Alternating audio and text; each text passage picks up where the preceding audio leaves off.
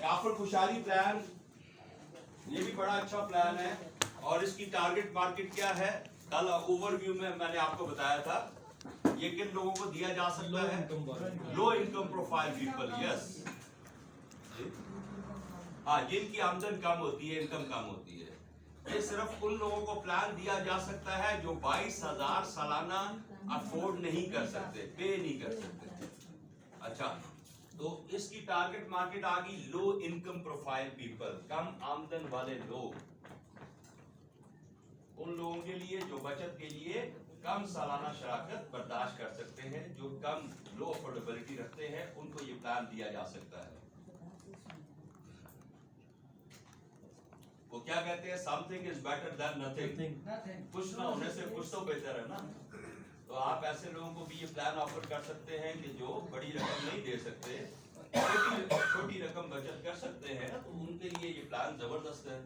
अच्छा, इस प्लान में भी उम्र की हद जो है वो ये रखी गई है। हाँ, इस प्लान का कम से कम जो सालाना कंट्रीब्यूशन है वो 8,000 रखा गया है, 22,000 नहीं है। 8,000 सालाना कंट्रीब्यूशन से ये प्लान स्टार्ट हो जाता है और मैक्सिमम कंट्रीब्यूशन कितना होगा इसका? 21,999।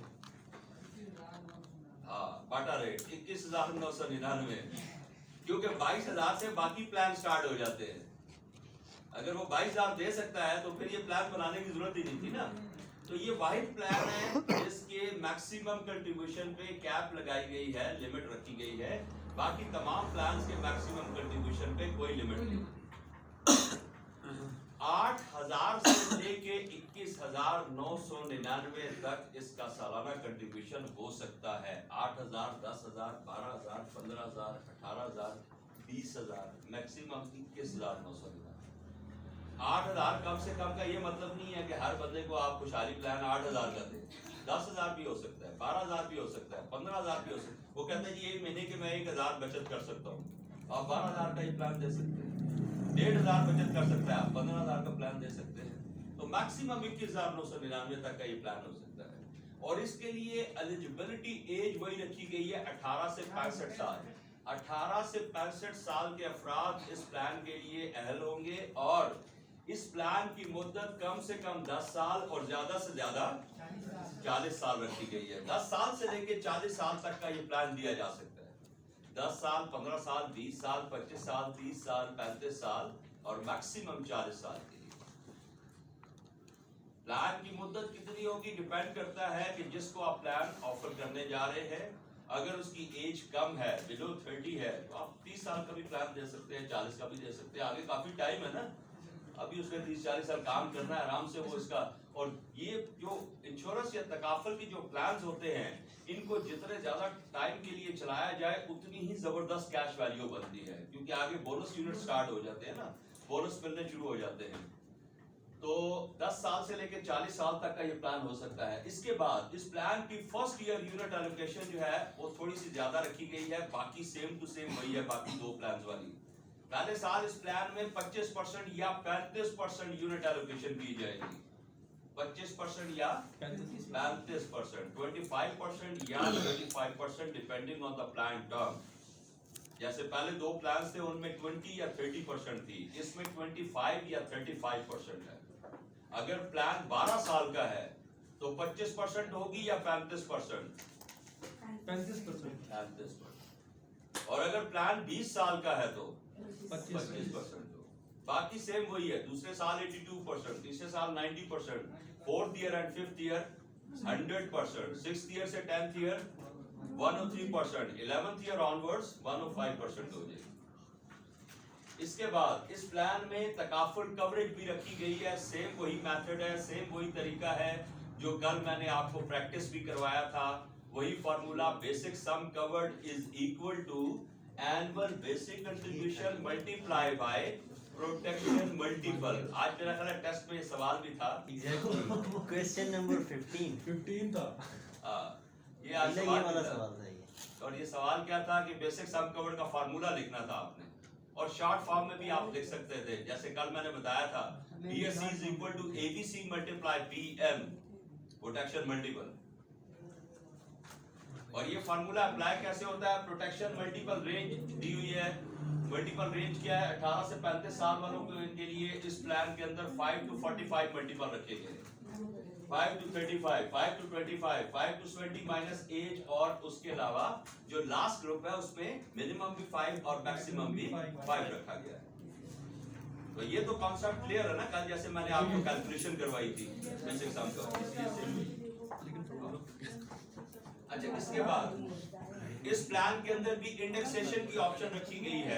इंडेक्सेशन क्या है? वही इन्फ्लेशन प्रोटेक्शन बेनिफिट 5%, और मेच्योरिटी फंड भी उसी तरीके से इस प्लान में मिलेगा। अगर पार्टिसिपेंट सरवाइव करता है, आपने 20 साल का प्लान दिया था और 20 साल उसने सरवाइव कर लिया, प्लान चला लिया, तो मुद्दत पूरी होने की सूरत में इन्वेस्टमेंट फंड से यूनिट्स जो दिए थे उनकी कैश वैल्यू दी जाएगी, और अगर फैक इन्वेस्टमेंट की थी तो उसकी कैश वैल्यू भी साथ दी जाएगी। At the end of membership term, the basic cash value of PIF plus fact cash value if invested. Units भी, सरप्लस यूनिट्स भी अदा किए जाएंगे। इसमें सरप्लस यूनिट्स भी मिलेंगे। वक्फ फंड से जो पैसा बचेगा वो पैसा सरप्लस की सूरत में, यूनिट्स की सूरत में PIF में हर पार्टिसिपेंट को अदा किया जाएगा।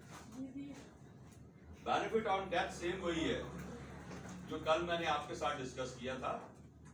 अगर इस प्लान के दौरान पार्टिसिपेंट की डेथ हो गई खुशहाली प्लान में, तो सम एट रिस्क वक्फ फंड से अदा किया जाएगा और कैश वैल्यू इन्वेस्टमेंट फंड से अदा किया जाएगा यूनिट्स का, और अगर फैक के यूनिट्स परचेज किए थे तो उनकी कैश वैल्यू भी साथ में दी जाएगी।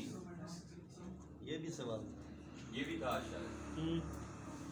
इंडेक्सेशन भी था, इंडेक्सेशन भी था, इंडेक्सेशन का भी होगा, डेथ का भी होगा, मैच्योरिटी भी शायद, मैच्योरिटी का भी था। तो इसीलिए कहा था ना कि आप सारा रिवाइज करेंगे तो आपकी टेस्ट की तैयारी होगी ना।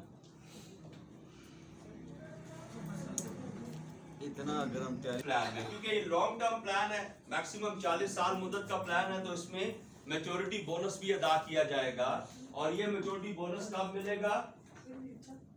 ये कब दिया जाएगा? At the time of maturity. Plan की मुद्दत मुकम्मल करने पे ये बोनस दिया जाएगा। 15 साल से कम वाले प्लान पे ये बोनस नहीं होता। 15 से 19 साल वाले प्लान पे 15% ऑफ एनुअल कंट्रीब्यूशन बोनस दिया जाएगा। 20 से 24 साल वाले प्लान पे 20%, 25 से 29 साल वाले प्लान पे 30% है, और उसके बाद 30 से 34 साल वाले प्लान पे 40% है, और 35 से 40 साल का प्लान है तो 50% होगा ये मैच्योरिटी बोनस। जो उसका मैच्योरिटी फंड बनेगा उसमें ये बोनस भी शामिल कर दिया जाएगा at the time of maturity. इसके बाद इस प्लान में भी दोनों ऑप्शन रखी गई है सरेंडर करने की। प्लान को मुकम्मल सरेंडर भी कर सकता है और पार्शियल सरेंडर भी कर सकता है at any time before maturity.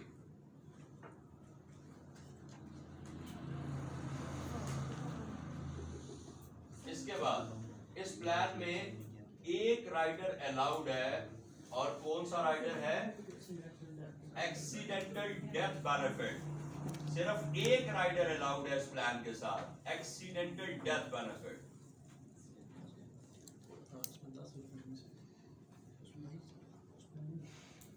हादसाती मौत की इजाफी कवरेज।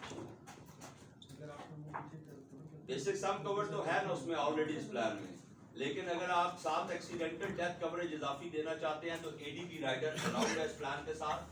आप एक्सीडेंटल डेथ की इजाफी कवरेज प्रोवाइड कर सकते हैं इस राइडर के जरिए। चलो जी, ये प्लान भी मुकम्मल हो गया। तीसरा plan capital growth plan. Third plan capital growth